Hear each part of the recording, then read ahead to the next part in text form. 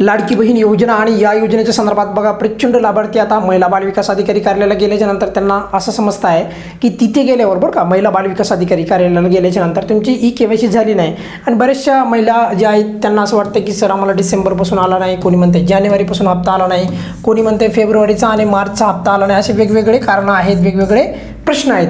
पण मग याच्यामागे कारण पण आणखी एक निघत आहे ते म्हणजे KYC न केल्याचं. आता काही लाभार्थ्यांना बघा आता फेब्रुवारी आताचा जो मार्च आणि एप्रिलचा जो हप्ता आला तर त्याचं वेगळं कारण आहे, बरोबर, वेगवेगळे कारण आहेत. पण खास करून काही लाभार्थ्यांचा हप्ता थांबलेला आहे आणि तो हप्ता थांबलेला आहे कशामुळे तर KYC न केल्यामुळे. आता प्रचंड लाभार्थी असे आहेत त्यांना KYCच करता आली नाही, त्यामुळे एकदा राज्य शासनाने KYCला त्यांना संधी द्यायला पाहिजे, KYCचं पोर्टल एकदा परत सुरू करायला पाहिजे. अशा प्रकारची आपल्या या चॅनलच्या माध्यमातून राज्य शासनाला विनंती आहे. आणि खूप महत्त्वाची गोष्ट म्हणजे बघा काही लाडक्या बहिणी अशा होत्या की त्यांना KYC करण्याचा ऑप्शनच नव्हता. म्हणजेच कोणत्या लाडक्या बहिणी खास करून एकल महिला. आता एकल महिला म्हणजे कोण तर त्यालाच आपण परित्यक्ता महिला म्हणतो आहे. आता राज्य शासन तर एकल महिलासाठी एक धोरण पण आणत आहे सध्या. पण जर एवढं जर करीत असेल तर मग या लाडक्या बहिणींना KYCचा ऑप्शन पण द्यायला पाहिजे होता. एकदा तरी आपण खूप वेळेस हा मुद्दा मांडला, अजूनही या मुद्द्याचं जे आहे दखल घेण्यात आलेली नाही. म्हणजे की KYC एकल लाडक्या बहिणींना करता आली नाही, त्यांना ऑप्शनच नव्हता. कारण तिथे दोनच ऑप्शन होते. जर काही लाडक्या बहिणींना असं वाटत असेल की सर ऑप्शन होता तर सांगतो ऑप्शन नव्हता. कसा ते सांगतो बघा. दोन पद्धतीने KYC करतात होती, एक विवाहित आणि एक अविवाहित. कारण KYCच्या पोर्टलवर जर आपण गेलो आणि KYC करण्याचा प्रयत्न केला त्यावेळेस जेव्हा KYC चालू होती, आता तर पोर्टल बंद आहे, तर तिथे जर आता परित्यक्ता म्हणजे एकल लाडक्या बहिणी पण एक आहे तर त्यांना विवाहित या गटामध्येच जाणार त्या शेवटी, बरोबर. मग त्याला क्लिक केल्याच्या नंतर त्यांना सेकंड OTP पाठवायचा असतो. मग तो एक सेकंड OTP कोणाकडे पाठवणार.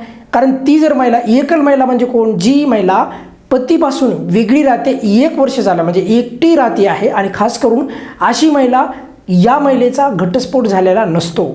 मग अशा आपल्या ज्या लाडक्या बहिणी आहेत तर त्या लाडक्या बहिणींसाठी KYC करण्याचा ऑप्शन उपलब्ध नव्हता. कारण सेकंड OTPसाठी तर त्या ऑब्वियसली त्यांच्या पतीकडे जे आहेत विचारू नाही शकत त्यांना, बरोबर, की आम्हाला सेकंड OTP तुमच्या नंबरवर पाठवला, आम्हाला तो नंबर पाठवा, तुमचा तो OTP आम्हाला पाठवा. आणि एवढं शक्य आहे का तरी ते पण शासनाने समजून घ्यायला पाहिजे होतं. त्यामुळे हे ऑप्शन जो होता तर ह्या लाडक्या बहिणींना जे आहे KYC करण्याच्या संदर्भात फक्त त्यांच्याच नंबरवरून व्हेरिफिकेशन होऊन त्यांचे जे KYC जे आहे एकाच टप्प्यामध्ये पूर्ण व्हायला पाहिजे होती. या लाडक्या बहिणींची कोणत्या एकल लाडक्या बहिणी, त्याला परित्यक्ता लाडक्या बहिणी म्हणतो, तर त्या लाडक्या बहिणींना ऑप्शन आला नव्हता. त्यामुळे एकदा KYCचं पोर्टल चालू करायला पाहिजे. सोबत प्रचंड अशा लाभार्थी आहेत त्यांना OTPच आला नाही, शेवटपर्यंत OTPच आला नाही आणि यामुळे प्रचंड लाभार्थ्यांना KYC करता नाही आली. आणखी एक महत्त्वाचा मुद्दा, बऱ्याचशा लाभार्थ्यांना जे आहे KYC दुरुस्तीच करता नाही आली, तो एक मुद्दा आहे.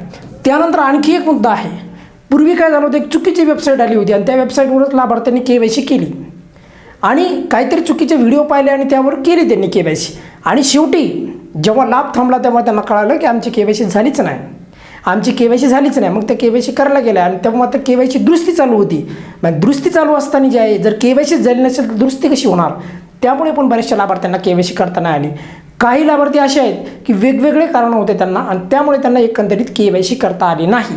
त्यामुळे या KYCच्या GR मध्ये सांगितलं होतं की प्रत्येक वर्षी जूनमध्ये KYCची जी आहे प्रक्रिया सुरू करण्यात येईल. तर त्यामुळे यावेळेस प्रचंड लाभार्थी जे आहेत बघा मोठ्या संख्येने त्या यावेळेस खास करून ज्यांना मार्च एप्रिलचा हप्ता आला नाही तर त्या विनंती करीत आहेत की एकदा KYCचं पोर्टल चालू करा. आणि आपण देखील त्या लाडक्या बहिणींच्या बाजूनेच हा मुद्दा मांडत आहोत की KYCचं पोर्टल एकदा चालू करा आणि एकदा ज्या पात्र लाभार्थ्यांना, ज्या गरजू म्हणजे एकल महिलांना तर खरंच किती गरज आहे बघा बरं लाभाची, पण त्या महिलांना जर का KYCचा ऑप्शन नसेल तर मग काय फायदा या योजनेचा.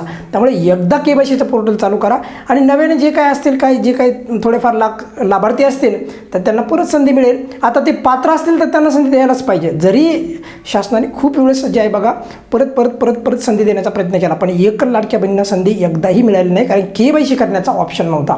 आणि काही लाभार्थी मी जसं सांगितलं तुम्हाला वेगवेगळ्या कारणामुळे आहेत, त्यामुळे एकदा संधी द्यायला पाहिजे, एकदा पोर्टल चालू करायला पाहिजे. आणि त्यामध्ये जेव्हा पण KYC चालू होईल बघा आता तर त्या पोर्टलवर जे आहे एकल लाडक्या बहिणींना मात्र नक्की KYC करण्याचा ऑप्शन असायला पाहिजे.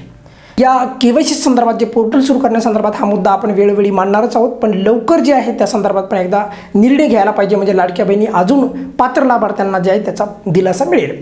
या व्हिडिओमध्ये आपण इथेच थांबूयात. काय अडचण असेल तर नेहमीप्रमाणे कमेंट्समध्ये विचारू शकता. धन्यवाद.